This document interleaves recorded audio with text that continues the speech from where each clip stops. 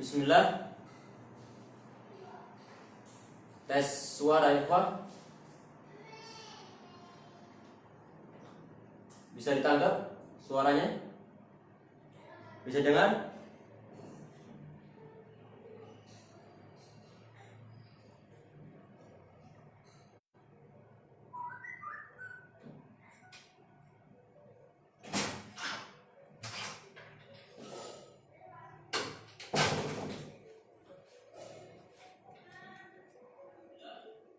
Ada.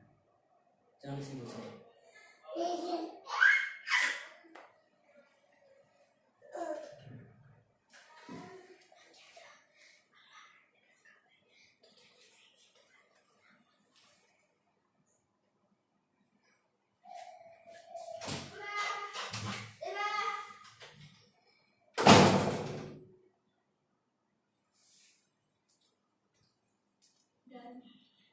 Itu udah makan. Alasnya sama sekali baterainya ya. Kalau yang zola itu baterai lampunya itu jadi kalau awalnya nyala berarti nggak tahu. Awal itu mati. Tahu kan?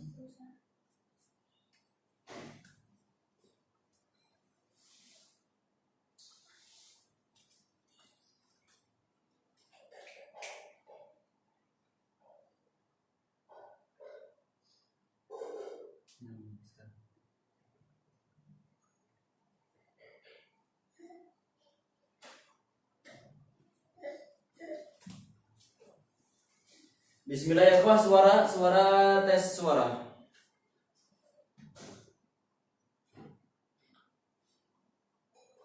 Alhamdulillah jelas. Jazakallahu khairan.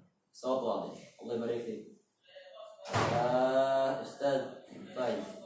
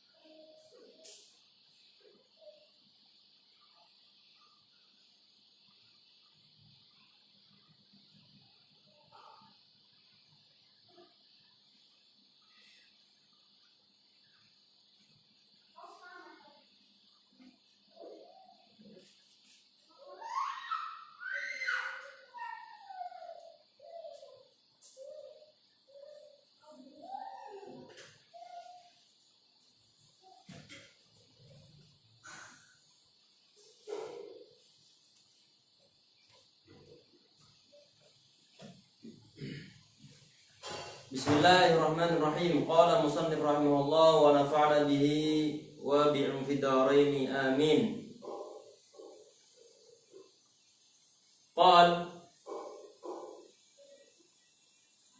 wa mu'rabul asma'i ma qad salima min syabahil harfi ka ardin wa suma. Ini sudah kita bahas kemarin sebagiannya. Kalau nggak salah kemarin tinggal kita bacakan syarahnya. Qal yuridu anna al-mu'raba khilaful mabni. Wa qad taqaddama anna al-mabniyya ma ashbaha al-harfa fal mu'rabu ma lam yushbih al-harfa. Pembahasan sebelumnya, ikhwan fillah, adalah pembahasan tentang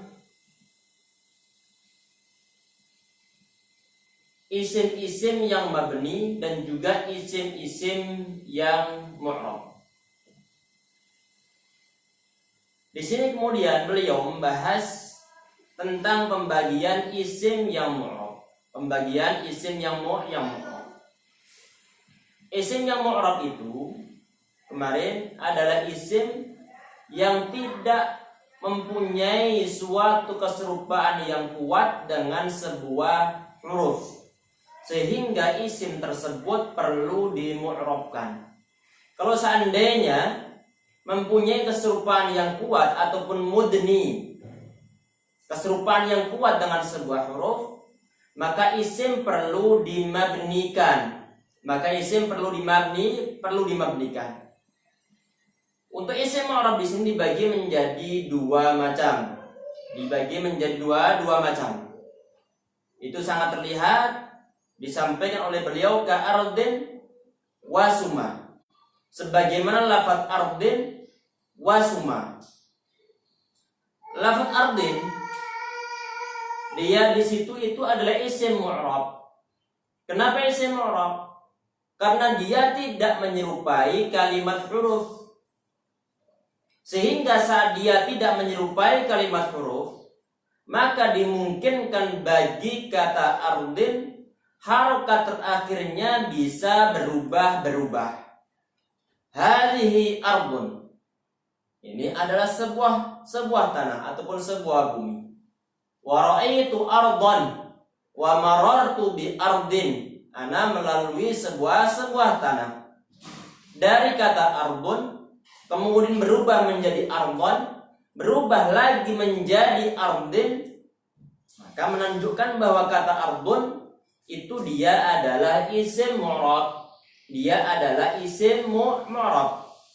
Artinya isim mu'rab itu nanti saat dia di-i'rabi, dirubah-rubah harokat huruf terakhirnya.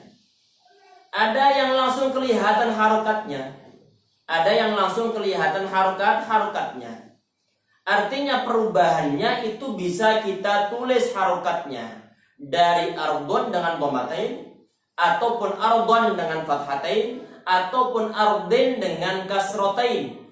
Perubahannya bisa kita tulis, bisa kita baca, bisa kita ucapkan. Ini perubahan-perubahan yang bersifat zahir. Artinya ada sebagian isim mu'rab yang saat dia itu di'irabi, saat dia itu dikehendaki untuk berubah, perubahannya itu kelihatan. Ada yang tidak kelihatan. Ini pembagian yang kedua. Artinya dari segi dalemannya itu berubah. Cuman dari segi penampilan luarnya dia tidak berubah. Sebagaimana lafaz suma. Nanti dibahas lafaz suma di sini artinya itu apa.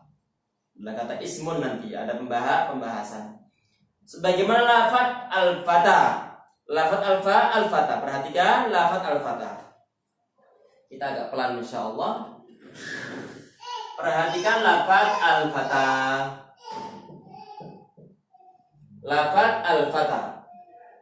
Al-fata di sini kalau diperhatikan dia sedikit pun tidak ada keserupaan dengan kalimat huruf.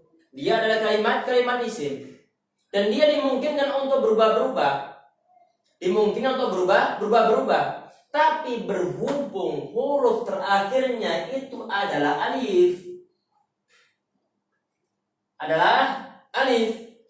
Sehingga harokat yang mestinya ditaruh pada huruf terakhir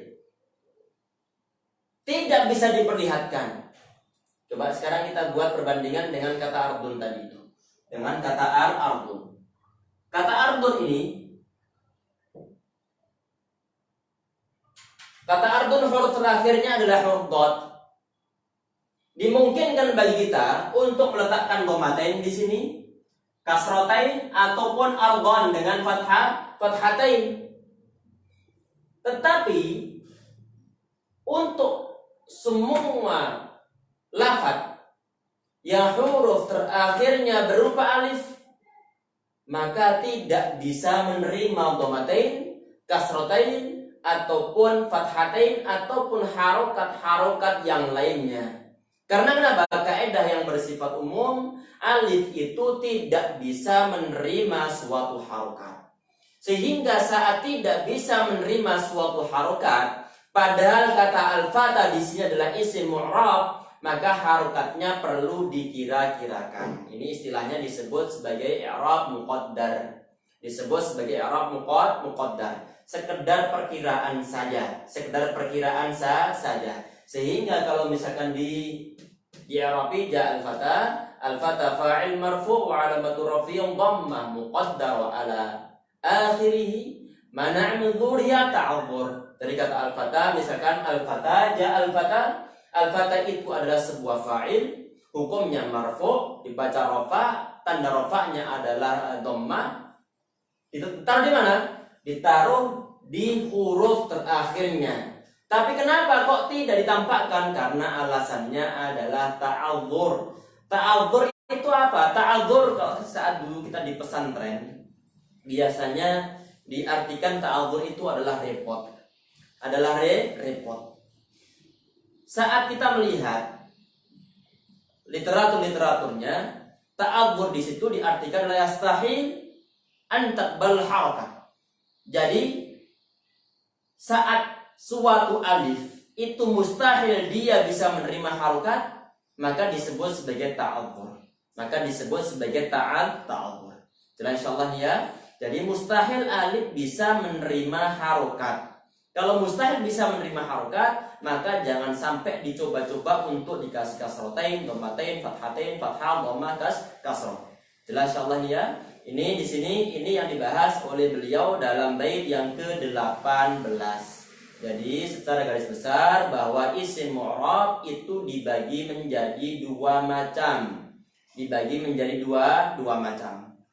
Dilihat dari segi penampakan ataupun penyembunyian harokatnya, harokat i'rabnya ataupun perubahannya. Kalau tampak perubahan harokat i'rabnya, maka disebut i'rab zahir.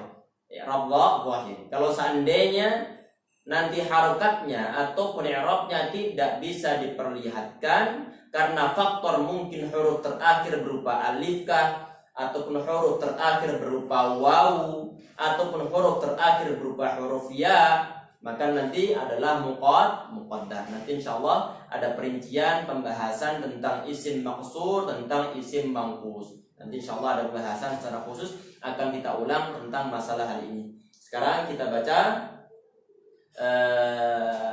baca syarahnya. Lanjutkan insyaallah. Wa qad taqaddama anna al-mabniya ma asbaha al-harfa. Telah disampaikan sebelumnya bahwa isim yang mabni itu adalah isim yang menyerupai kalimat huruf. Apakah sekedar menyerupai? Ternyata kemarin sudah kita bahas, tidak sekedar menyerupai. Tapi adalah suatu kalimat isim yang bisa ataupun yang termasuk isim yang mabni, itu adalah isim jika seandainya dia menyerupai kalimat huruf, keserupaannya itu sangat kuat, maka ini baru nanti isimnya tersebut dimabnikan. Isim tersebut dimabnikan. Fal mu'rab ma lam yushbihil harfa. Sedangkan mu'rab itu adalah suatu kalimat isim yang tidak menyerupai kalimat huruf. Ataupun menyerupai, cuma penyerupaannya tidak kuat. Sekarang nanti bisa dimurojaah lagi di file-file ataupun di rekaman yang telah dibahas sebelumnya tentang pembahasan tentang penyerupaan yang kuat ataupun yang tidak kuat. Jangan lupa untuk murojaah di bagian pengecualian kata ayun syartiyah, termasuk isim isyarah yang musanna alladzani. Kenapa mereka berdua ini walaupun keserupaannya dengan huruf itu ada, tetapi kok tidak dimabnikan, kenapa? Nanti bisa dimurojaah lagi di file sebelumnya. Kemudian dalam paragraf berikutnya, wa yanqasimu ila sahihin wa huwa ma laysa akhiru harfa illah. Kan? Ini isim mu'rab, wa yanqasimu ila sahihin. Isim mu'rab dibagi menjadi pembagian isim yang sahih. Isim yang sahih itu bagaimana? Adalah suatu kalimat isim yang huruf terakhirnya bukan berupa huruf illat. Nah, ulang bagi teman-teman yang mungkin sebagian masih lupa ataupun mungkin sebagiannya masih agak ragu-ragu bahwa isim yang sahihul akhir di sini ini adalah isim yang huruf terakhirnya tidak berupa huruf illat. Huruf illah itu apa? Ada 3, alif, wawu, ataupun ya. Berarti kalau ada suatu kalimat isim yang huruf terakhirnya tidak terdiri dari salah satu dari 3 huruf ini, alif, waw, ataupun ya, maka disebut sebagai isim sahihul akhir. Isim sahihul akhir. Sebagaimana kata ardun tadi ini. Kata ardun. Huruf terakhirnya bukan alif, bukan waw, bukan huruf ya. Kata zaidun termasuk sahih akhir. Huruf terakhirnya bukan berupa alif, waw, ataupun huruf ya. Kata ardin sebagaimana kata ardin. Wa ila mu'tallin. Ini pembagian yang kedua. Ada yang isim sahih, maksudnya di sini ada sahihul akhir. Ada yang mu'tal. Mu'tal artinya isim yang kemasukan huruf illat. I'tallah.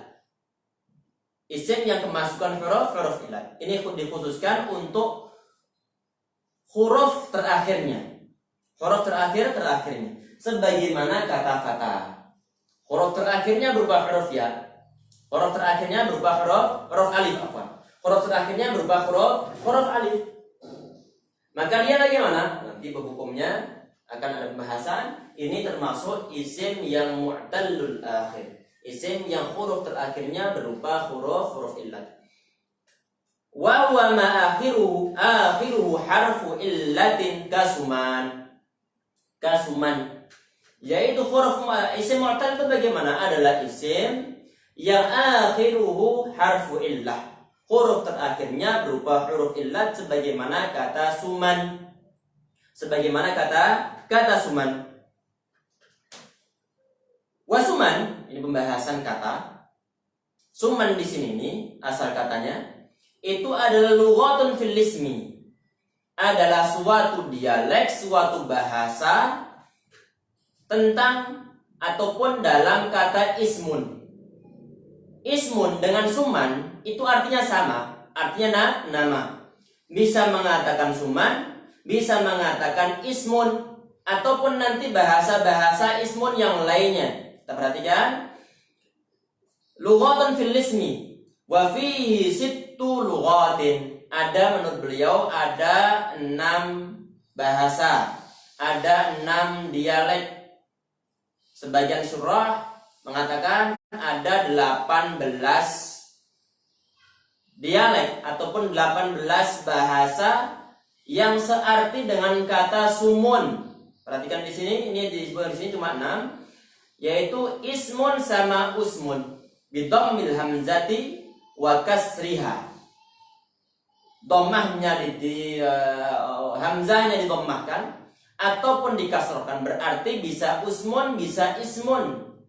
Kalau misalkan Anda mengatakan usmi, man usmak, ataupun usmi, Anda mengatakan nama Anda usmi, nggak jadi masalah. Termasuk bahasa-bahasa fusha, termasuk bahasa-bahasa fusha. Wasimun, wasumun, bisa simun, bisa sumun, berarti sudah ada 4. Ismun, usmun, simun, sumun, sudah 4. Wasuman, wasiman, bidhammis sin wa kasriha aydan. Siman sama suman. Berarti yang disebutkan oleh beliau dalam bait ka ardin wasuman ini adalah kata ataupun bahasa yang ke-5 dalam syarah di sini. Jelas ya? Berarti summan artinya adalah nama. Tadi ardun artinya adalah tanah ataupun bumi. Kita perhatikan yang di bawahnya. Ini agak fokus sedikit ya ikhwah, perlu fokus ya, untuk paragraf yang ini. Wa yanqasimul mu'rab aydan. Mu'rab juga dibagi menjadi dua macam di sini. Isim mu'rab dibagi menjadi dua macam. Dilihat dari segi yang lainnya. Yang pertama adalah mutamakkin amkan. Mutamakkin amkan. Perhatikan, kita punya beberapa istilah yang ingin kita kupas.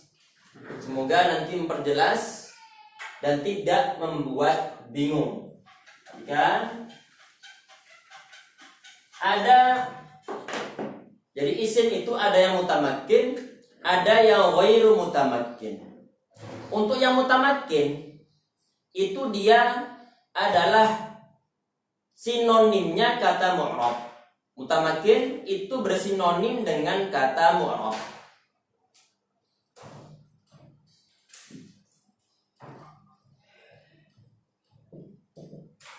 Mutamakkin itu adalah sinonim kata mu'rab. Mutamakkin itu sinonim kata mu'rab. Sedangkan yang ghairu mutamakkin itu sinonim kata mabni. Anak ingin menjelaskan tentang masalah mutamakkin di sini. Perhatikan, saat suatu isim itu dia bisa disebut dengan sebutan mutamakkin kalau keisimannya dia itu sangat kuat sehingga tidak menyerupai kalimat huruf. Mutamakkin artinya dia kokoh keisimannya. Yang tadi malam yang kita bahas, yang kebetulan mengikuti pembahasan fikih Syafi'i, masalah tidur yang membatalkan wudu, itu adalah tidur yang ghairu mutamakkin.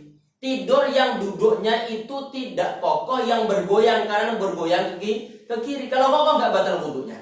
Dalam mazhab Syafi'i tadi malam kita bahas. Ini pun sama ini. Dari segi penggunaan bahasanya, mutamakkin di sini maksudnya adalah keisimannya kalimat yang termasuk isim-isim mu'rab. Itu dia kokoh sehingga tidak menyerupai kalimat huruf. Sehingga disebut sebagai isim mutamakkin. Kalau seandainya ya ikhwah, isim ini menyerupai kalimat huruf, artinya ghairu mutamakkin. Kalau ghairu mutamakkin, maka dia menjadi isim yang mabni. Karena kenapa? Karena dia menyerupai kalimat huruf. Jelas ya? Kita punya dua istilah di sini. Ada yang mutamakkin, ada yang ghairu mutamakkin. Ini sebenarnya sudah kita bahas. Cuma untuk istilah baru ini yang perlu Anda sampaikan. Semoga jelas. Jadi Anda ulang lagi. Mutamakkin itu artinya keisiman suatu kalimat itu dia kuat. Saat keisiman suatu kalimat kuat, dia itu tidak akan menyerupai kalimat huruf. Sehingga saat kuat ataupun kokoh sehingga dia tidak menyerupai kalimat huruf. Tidak menyerupai kalimat huruf, maka dia disebut sebagai mutamakkin ataupun isim yang mu'rab. Isim yang mu'rab. Yang menyerupai kalimat huruf maka disebut ghairu mutamakkin, artinya tidak kokoh keisimannya. Kalau tidak kokoh maka masuk dalam pembahasan isim yang mabni. Masuk dalam pembahasan isim yang mabni. Nanti diulang-ulang lagi ya kawan sekalian. Yang masih bingung silakan diulang-ulang. Nanti insya Allah keterangan yang Anda sampaikan sangat jelas. Jelas ya, perhatikan. Ini mutamakkin sama ghairu mutamakkin. Sekarang perhatikan. Di sini disebutkan juga oleh beliau ada mutamakkin amkan, ada mutamakkin ghairu amkan. Perhatikan, ini isim mutamakkin dibagi menjadi dua macam. Ada yang amkan, ada yang ghairu amkan. Kelihatan? Ada yang mutamakkin amkan, ada yang mutamakkin ghairu amkan. Amkan di sini saat tadi membahas tentang keisimannya yang kokoh. Keisiman yang kokoh. Tadi suatu kalimat yang keisimannya kokoh itu adalah dia tidak menyerupai kalimat huruf, tidak menyerupai kalimat huruf. saat tidak menyerupai kalimat huruf, kemudian keberadaan isim tersebut juga tidak menyerupai kalimat fi'il, maka disebut sebagai amkan. Artinya keisimannya benar-benar amat kuat. Berarti levelnya berada di level ini, di atasnya level ini. Jelas ya? Kita ulang lagi. Saat disebut mutamakin, itu pembahasannya adalah isim tidak menyerupai kalimat huruf saja. Tetapi saat ada isim tidak juga menyerupai kalimat fi'il, maka disebut sebagai mutamakin amkan. Mutamakin amkan. Perhatikan, pernah disebutkan saat awal-awal pembahasan isim mabni sama isim mu'rab, saat awal pembahasan dulu tentang keserupaan suatu kalimat isim. Saat dia menyerupai kalimat huruf disebut membuat suatu isim tersebut menjadi mabni. Saat isim ini menyerupai kalimat fi'il, maka membuat isim tersebut tidak bisa ditanwin, tidak bisa dikasih tanwin ataupun tidak bisa dikasrohkan. Ini perlu fokus ya, perlu fokus. Ini aslinya antum sudah paham, cuma kadang-kadang istilah-istilah yang bikin orang nggak bingung nih. Ini yang amkan, perhatikan, isim itu dia tidak menyerupai kalimat fi'il. Kalau tidak menyerupai kalimat fi'il, maka dia berhak untuk ditanwin. Saat berhak untuk ditanwin, maka disebut isim mutamakin amkan, ataupun yang kita kenal dengan sebutan biasanya adalah isim munsorif.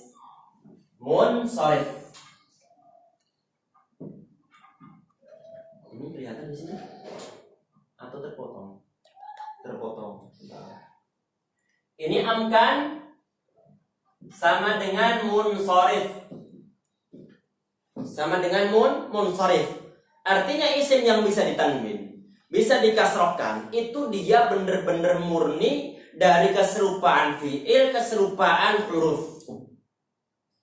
Misalkan ada tiga hal ini, isim, fi'il, sama huruf. Mereka punya ciri khas sendiri. Tetapi ada sebagian di antara mereka, isim ini kadang-kadang menyerupai fi'il, kadang-kadang menyerupai huruf. Saat menyerupai fi'il, dia isimnya menjadi mabni, menjadi isim yang tidak bisa ditanwin, tidak bisa dikasrohkan. Saat isim ini menyerupai kalimat huruf, maka isim tersebut dimabnikan. Tetapi saat isim ini tidak menyerupai huruf, tidak menyerupai kalimat fi'il, maka benar-benar murni keisimannya, sehingga disebut mutamakin amkan ataupun isim munsorif. Ja'a Zaidun, ra'aitu Zaidan, marartu bi Zaidin, termasuk isim mutamakin amkan ataupun isim munsorif. Tetapi saat ada suatu kalimat isim, dia itu menyerupai kalimat huruf, sehingga isim tersebut tidak bisa ditanwin. Ja'a Ahmadu, wa ra'aitu Ahmada, wa marartu bi Ahmada. Tidak bisa ditanwin, sehingga kita ucapkan ja'a Ahmadun, nggak boleh, dan tidak boleh dikasrohkan. Kemudian kita katakan marartu bi Ahmadin, nggak boleh. Maka isim ini yang dia mestinya bisa menerima tanwin, bisa dikasrohkan, karena termasuk ciri khas isim itu adalah bisa tanwin, bisa kasroh. Tetapi saat ada suatu pantangan, ada suatu larangan, isim tersebut tidak bisa menerima keduanya, maka ini isimnya nggak murni lagi nih, karena sudah menyerupai kalimat fi'il. Saat sudah menyerupai kalimat fi'il, maka jelas dia tidak murni lagi keisimannya. Saat tidak murni keisimannya dan dia menyerupai kalimat fi'il, maka dia tidak bisa ditanwin, tidak bisa dikasrohkan. Sebagaimana kalimat fi'il tidak bisa ditanwin. Misalkan saat qoma, kemudian qoma artinya berdiri, telah berdiri, kemudian dikatakan qoman, jelas salah. Jelas ya? Ataupun qomin, jelas salah. Karena fi'il tidak bisa menerima tanwin, tidak bisa dikasrohkan huruf terakhirnya. Jelas? Sehingga fi'il ataupun isim yang mudah semacam ini, sekalian, isim yang menyerupai kalimat fi'il maka disebut mutamakin wairu amkan. Wairu amkan di sini ini sama dengan isim wairu munsorif. Sama dengan isim wairu munsorif. Ini yang sering kita kenal, isim wairu munsorif. Ini pembagian tadi ini semoga saja jelas. silakan nanti di murojaah lagi biar lebih jelas. Antum coret-coret, membuat suatu bagan, membuat suatu contoh-contoh, nanti insya Allah akan lebih meresap, akan lebih nempel di otak kita. Saat kita memahami suatu ilmu ya kawan sekalian, sudah paham dalam suatu muhadharah, dalam suatu kajian, yang awal-awal antum susah untuk memahaminya, kemudian suatu saat kok ada penjelasan yang mungkin lebih jelas lagi. Saat antum baca buku, saat antum mendengar penjelasannya, jangan lupa langsung dipindahkan keterangan tersebut yang telah antum pahami dengan bahasa antum sendiri yang mungkin berbeda dengan bahasa yang dituliskan dalam kitab, tapi intinya sama, antum tuliskan di sana. Itu nanti tidak akan antum lupakan, akan susah untuk lupa dan mudah untuk diingat. Kalau seandainya suatu saat terlupa, tinggal membaca keterangan yang antum sampaikan, yang antum tuliskan dengan bahasa antum sendiri. Bahasa antum sendiri. Insya Allah akan mudah untuk diingat kembali. Karena itu adalah bahasa kita. Bahasa kita. Pemahaman yang telah kita dengarkan dari sebuah keterangan atau pemahaman yang antum baca dari sebuah kitab. Jadi jangan sampai kita lupa dengan membuat coret-coretan. Insya Allah lebih diberkahi oleh Allah Subhanahu wa Ta'ala. Kita bacakan insya Allah, masih ada sekitar 2 menit. Kita bacakan syarahnya, nasnya. Wa yanqasimul mu'rab aidan ila mutamakkin amkan. Jadi mu'rab itu dibagi menjadi 2 macam. Yang pertama adalah mutamakin, amkan. Mutamakin tadi itu adalah isim mu'rab, amkan adalah isim munsharif. Artinya mu'rab yang munsharif. Wa huwal munsharif ka Zaidin wa Amrin. Mutamakin, amkan itu adalah isim mu'rab yang munsharif. Kalau mu'rab berkaitan tentang perubahan. Kalau munsharif berkaitan tentang tanwin ataukah tidak bisa ditanwin. Ka Zaidin sebagaimana kata Zaidin, wa Amrin dan kata Amrin. Wa ila mutamakkin ghairi amkan, dan dibagi menjadi mutamakkin ghairu amkan. Mutamakkin itu mu'rab, ghairu amkan artinya ghairu munsharif. Mu'rab yang ghairu munsharif. Ya, wa huwa ghairu munsharif. Ini adalah yang ghairu munsharif. Nahu ahmada wa masajida. Contohnya adalah lafaz ahmada wa masajida. Jaa ahmadu wa ra'aitu ahmada wa marartu bi ahmada. Hadhihi masajidu, ra'aitu masajida, wa marartu bi masajida. Itu adalah isim yang ghairu munsharif. Nanti akan ada bab tersendiri menyangkut masalah isim ghairu munsharif. Wa masabiha, dan juga kata masabih jamak dari kata misbah, artinya lampu. Fa ghairu mutamakkin, sedangkan yang ghairu mutamakkin tadi dibahas mutamakkin, kemudian dibagi menjadi ghairu mutamakkin. Ada yang isim mutamakin yang mu'rab, ada yang ghairu mutamakin, berarti dia adalah isim yang mabni, wa huwal mabni. Jadi ghairu mutamakin itu adalah isim yang mabni. Wal mutamakin huwal mu'rab. Sedangkan mutamakin di sini Anda bacakan, keterangan sudah kita sampaikan. Wal mutamakin huwal mu'rab wa huwa qismani, mutamakin amkan wa mutamakin ghairu amkan. Insyaallah ya. Jadi ini keterangan tadi yang telah kita sampaikan. Semoga yang kita bahas membawa manfaat. Afwan, tadi ini kita tuliskan di bagian di atas video itu Anda tuliskan alfiyah bait yang ke-19 wa fi'lu amrin wa mudhiyin buniyah. Tadi rencananya mau bahas bait yang ke-19. Tapi qadarullah masyafa'al, ternyata bait sebelumnya keterangannya memakan sekitar 30 menit walaupun sebelumnya sudah kita bahas, tapi ini ada penambahan sedikit. Ada sebagian nanti insya Allah. Ini berarti untuk video yang ini itu adalah keterusan ataupun kelanjutan dari pembahasan ataupun syarah bait yang ke-18. Semoga yang kita bahas pada pertemuan kali ini membawa manfaat.